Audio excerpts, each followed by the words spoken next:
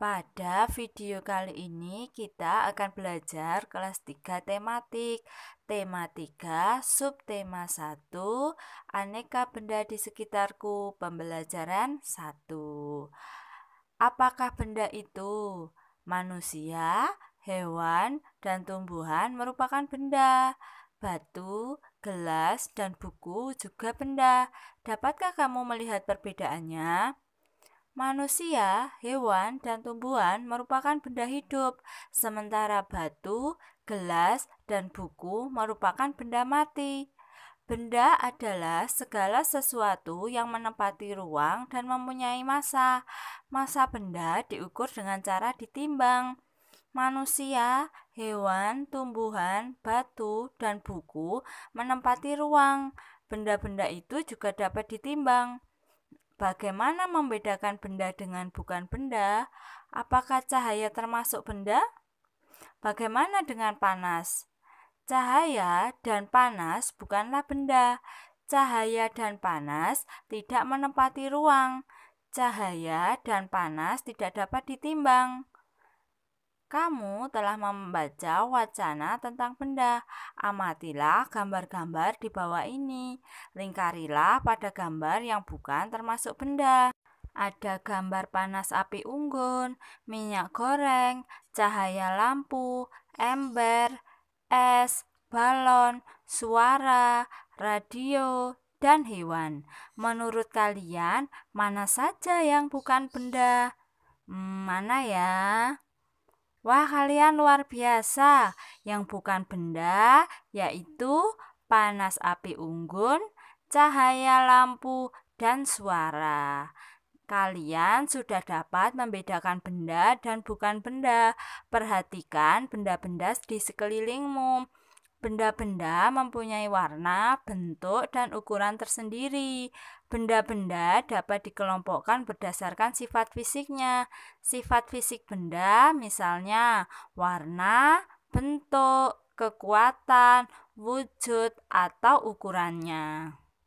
Berdasarkan ukuran, benda yang ada di sekitar kita mempunyai beragam ukuran.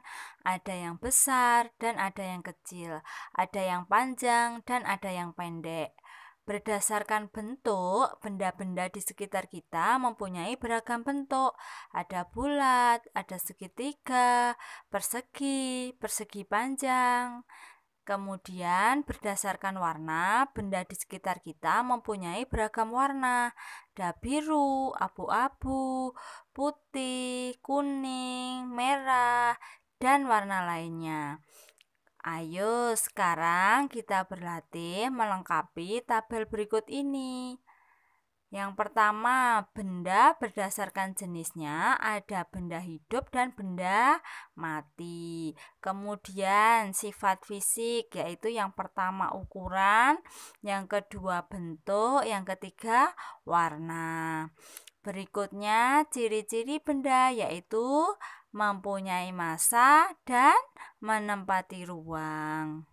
Apa kamu pernah melihat benda-benda ini? Benda-benda ini merupakan kelompok dari keanekaragaman jenis benda. Benda-benda ini dikelompokkan menurut fungsinya, yaitu alat untuk mengukur. Setiap alat ukur mempunyai satuan. Satuan yang dipakai pada penggaris adalah sentimeter, tetapi ada juga satuan panjang meter dan ada juga inci. Bagaimana ya cara menggunakan penggaris untuk mengukur? Di sini Bu Anis contohkan kita akan mengukur pensil ya. Letakkan pangkal pensil sejajar angka 0. Setelah itu coba kamu lihat ujung pensilnya sejajar dengan angka berapa. Pada contoh ini ujung pensil sejajar dengan angka 2. Jadi panjang pensil yaitu 2. Sekarang ayo kita berlatih mengukur. Perhatikan gambar nomor 1. Dapat kita lihat panjang penghapus yaitu 3 cm. Berikutnya, panjang krayon hijau yaitu 7 cm. Gambar berikutnya, panjang krayon biru yaitu 10 cm. Gambar selanjutnya, coba kamu berlatih sendiri ya. Benda dapat dibuat dari bermacam-macam bahan. Ada benda yang terbuat dari batu, kayu, besi, kaca, plastik, dan lainnya. Setiap benda menghasilkan bunyi yang khas. Jika diketuk, benda-benda tersebut menghasilkan bunyi yang berbeda. Apakah kamu pernah mendengarkan bunyi dari alat musik ritmis? Alat musik ritmis adalah alat musik yang tidak bernada. Ada berbagai macam alat musik ritmis. Ada triangle, ada tamborin, ada marakas, ada kastanyet, dan ada gendang. Selain menggunakan alat musik, kita dapat menggunakan tepukan tangan untuk mengiringi lagu. Berlatihlah memukul pola ketukan berirama menggunakan simbol berikut. Gunakan benda di sekitarmu untuk menghasilkan bunyi. Setiap benda dapat menghasilkan bunyi yang berbeda-beda. Kelas 3, tema 3, subtema 1, aneka benda di sekitarku, pembelajaran 2. Benda terbuat dari berbagai bahan dasar. Mari kita pelajari bahan pembentuk benda.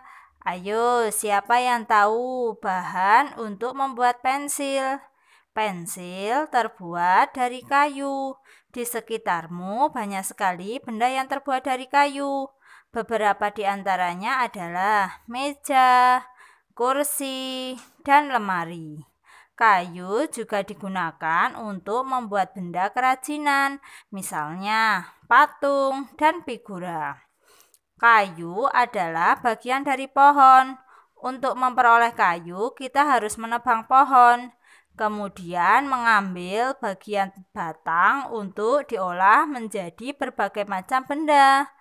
Perubahan dari batang kayu menjadi benda-benda tersebut melalui proses yang berbeda-beda. Pertama, batang pohon ditebang. Batang pohon yang telah ditebang disebut kayu gelondongan atau log. Kemudian, log dikirim ke pabrik atau pusat penggergajian. Pengiriman log menggunakan angkutan khusus seperti truk melalui darat atau kapal melalui sungai. Setelah itu, log dipotong-potong sesuai keperluan. Untuk menghindari jamur dan serangga yang dapat menyerang kayu, maka kayu perlu dikeringkan. Caranya yaitu dengan dijemur. Kayu dijemur sekitar 2 hingga 4 minggu. Setelah dijemur, kayu siap diolah sesuai keperluan. Kayu dapat dipilih menjadi bahan dasar benda. Mengapa? Karena kayu mempunyai banyak keunggulan. Keunggulan kayu adalah mudah dibentuk. Beberapa benda yang terbuat dari kayu jati dapat bertahan sampai puluhan bahkan ratusan tahun. Kelemahan benda berbahan kayu adalah tidak tahan api sehingga mudah terbakar. Ada beberapa jenis kayu yang mudah terserang rayap atau serangga lainnya. Ayo, sekarang kita berdiskusi. Desa tempat tinggal Siti dan teman-teman mempunyai hutan. Di dalam hutan tersebut terdapat beraneka jenis pohon. Fungsi hutan antara lain untuk menyerap air hujan. Hutan menyimpan air hujan tersebut dalam jumlah yang banyak. Namun, ketika hutan digunduli, membuat aliran air terganggu. Hal ini menyebabkan air menggenang. Akhirnya terjadi banjir yang mengalir ke pemukiman penduduk. Kebutuhan benda dari kayu yang terus meningkat mengakibatkan kebutuhan akan bahan kayu terus meningkat. Setiap tahun banyak pohon yang ditebang untuk mendapatkan kayu. Terkadang ada sekelompok orang yang menebang pohon tanpa izin. Kegiatan ini disebut penebangan liar. Semakin lama jumlah pohon di hutan semakin berkurang. Nah, musyawarah bertujuan membahas bersama suatu masalah dengan tujuan mencapai keputusan bersama untuk menyelesaikan masalah tersebut. Musyawarah merupakan salah satu cara untuk mencapai keputusan bersama. Apa yang terjadi jika keputusan langsung diambil tanpa musyawarah sebelumnya? Yang terjadi pasti nanti akan menjadi berat sebelah, bisa menjadi berat ke satu golongan atau ke golongan lainnya. Mengapa perlu musyawarah dalam mengambil keputusan bersama? Karena setiap peserta musyawarah dapat menyampaikan pendapatnya. Hal ini akan menjadi beberapa jalan alternatif dalam menyelesaikan suatu permasalahan yang menyangkut kepentingan bersama.